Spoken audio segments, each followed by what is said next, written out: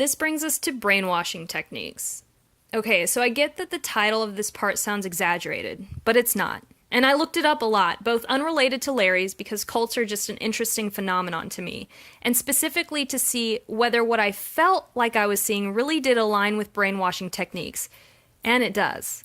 Brainwashing as an idea tends to feel ludicrous because we see fantastical versions of it in media all the time. From Kilgrave on Jessica Jones and President Snow in The Hunger Games to Emperor Palpatine in Star Wars and Hannibal Lecter in Hannibal. We're always shown iterations where the predator is so obviously literally evil that it's hard to empathize with people snookered in by them. Or else they're cast as, okay, they're evil, but also they're sexy, and I'm not even going to get into how much I hate that. And it's kind of given a hand-wave justification. Generally, the media that involves brainwashing as an actual villain device imbues it with some kind of mystical air, often backed up by actual magic of some kind to make it feel more intense. But that is not what brainwashing is. Brainwashing also exists in the media that you wouldn't expect, and it is still bad there. Regina George in Mean Girls brainwashes the plastics, and while she's the antagonist of Katie's story, she isn't treated as a full-on harmful and sadistic villain either. Christian Grey brainwashes Anna, and in my opinion, he's the villain, but whatever, again, not getting into it. And he's allegedly the freaking love interest. Brainwashing is just a kind of dramatic name for a form of emotional abuse that takes place over time, and it's more common and subtle in the real world than it is in non-fantastical media.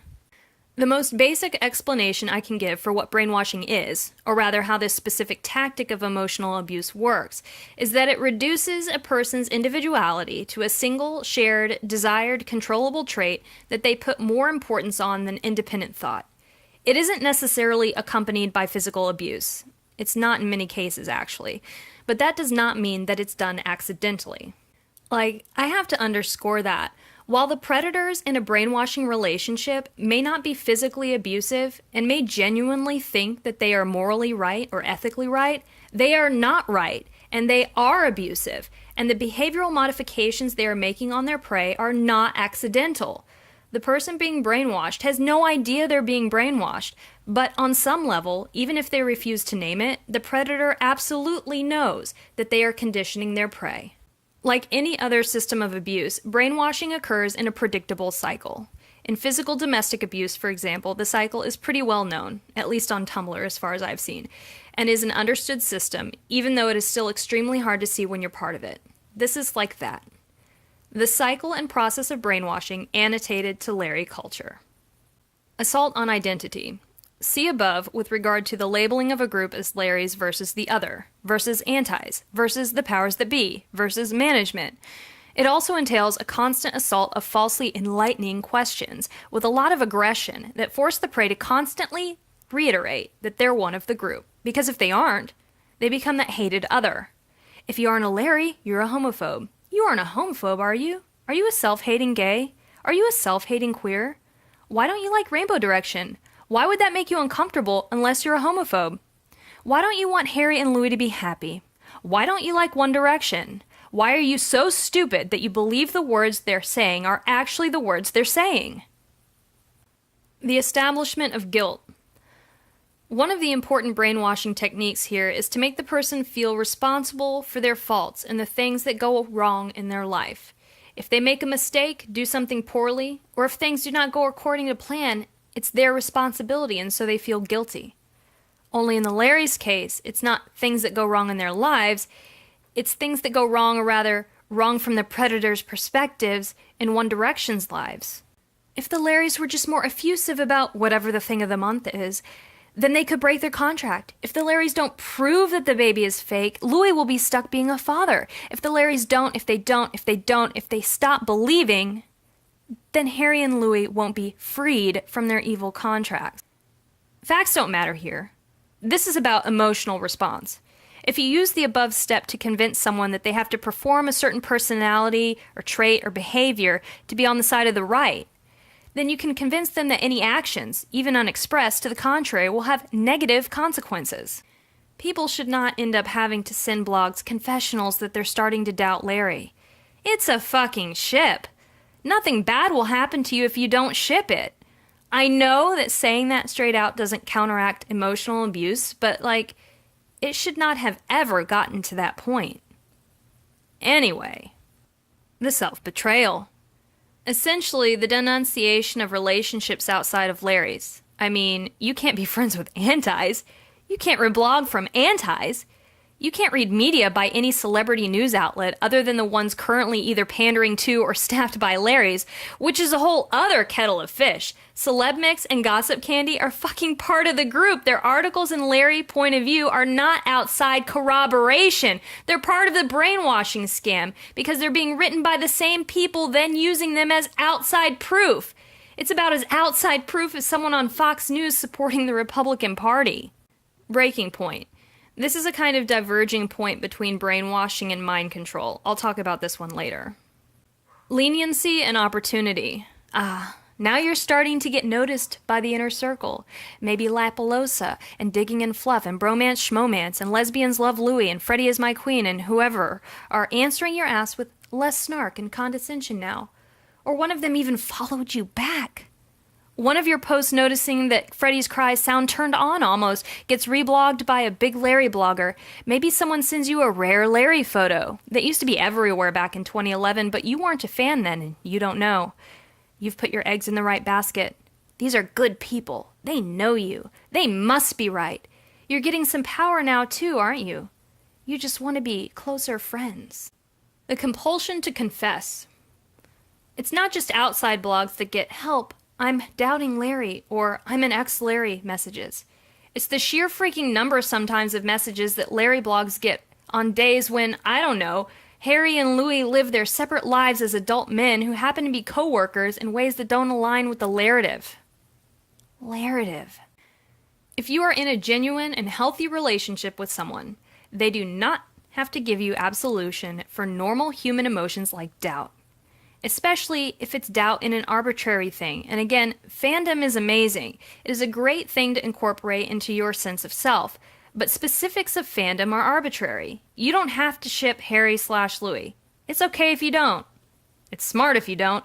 It means you're integrating information on your own and learning or changing your opinions as two strangers and yourself grow and change and act in the unpredictable, not narrative-driven ways that adult humans behave. Lives are not narratives. Sometimes people act in ways that you wouldn't have thought they would. For example, perhaps they have a baby, or date a Kardashian.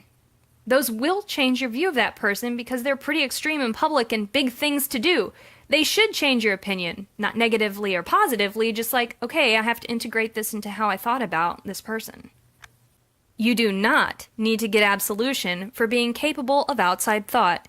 You do not need to confess outside critical thinking like it's a sin. The channeling of guilt.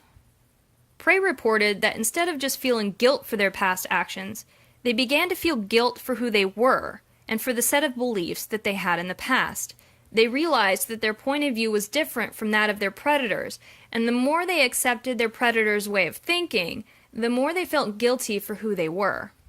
There is a kind of hierarchy attached to fandom as a whole that is icky. New fans and fake fans and whatever, that aids into this step, to be honest. And for people who use shipping as a stepping stone into denouncing actual homophobia or whatever, good.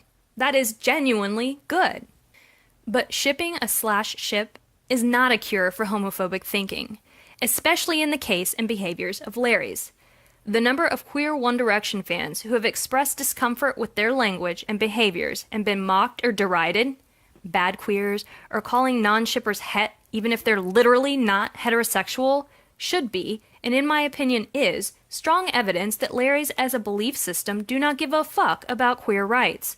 Rainbow Direction was only connected to the idea of safe spaces after Larry's got shit on hugely for such a visible attempt at outing two strangers. And any group that believes in outing someone for their own good and or relies as heavily on gay stereotypes and fetishization of gay culture, the rainbow bondage bear, for example, and the constant inappropriate usages of language created by and for use within specifically gay male or queer men of color groups, does not actually care about the well-being of queer people. But anyway. Re-education. Logical dishonoring. This one is hard to explain. I'm going to copy-pasta this definition first. The next of the brainwashing techniques was to go beyond feeling guilty to understanding their lives were a series of shameful acts, not only because they did not fit in with the predator's ideas, but also because they were violating their own new personal ideals. The idea is that each of us has a thesis, a personal creed or ethic, as well as its antithesis, a weakness which contradicts or works against this ideal. The predators encouraged the antithesis and wore down the thesis of each individual. To some extent, the antithesis is that part of us that we normally try to suppress because we learned it was socially unacceptable. As this aspect becomes more dominant, the true identity becomes more suppressed. Why is this logical? The acceptance of this new identity becomes linked to learning the predator's doctrine, and they become inseparable, one reinforcing the other. This was the overall aim of the predators. Basically, small Larrys know that you can't out someone for their own good, and they know that they're assigning sexualities to a stranger, and I think they know, logically and truly, that Harry and Louis are not dating and never have.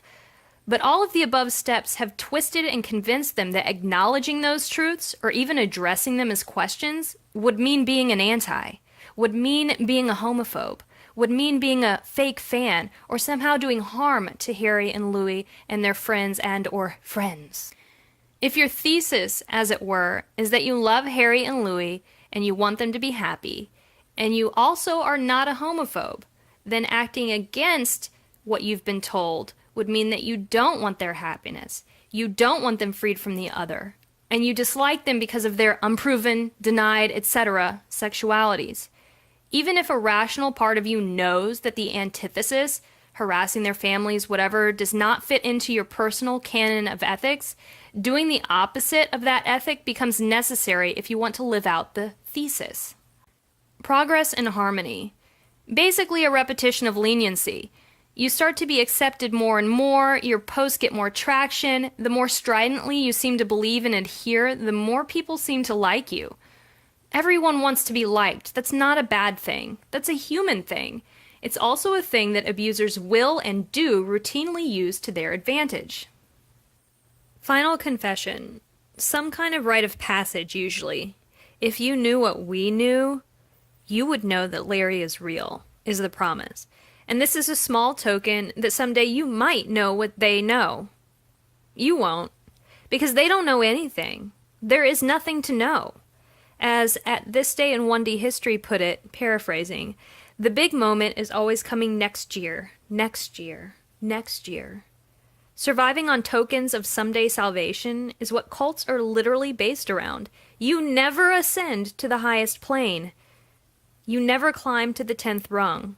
You never get to record that demo with Dennis Wilson and the Beatles. Rebirth. Congrats, you're now a full Larry! You probably aren't one of the big Larry bloggers who apparently, if that one leak was true, have a blog where they plan topics for the fandom to discuss and care about week by week, or whatever, but you may be on a first-name basis with at least one big blogger, or maybe a medium blogger, or maybe you're just on Tumblr a lot and have fully purged any sign of antis from your dash. Release. You become the proselytizer.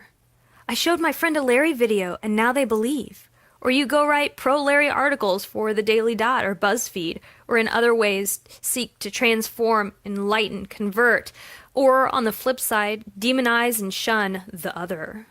Outsiders are not worth your attention. They aren't smart enough to know the truth.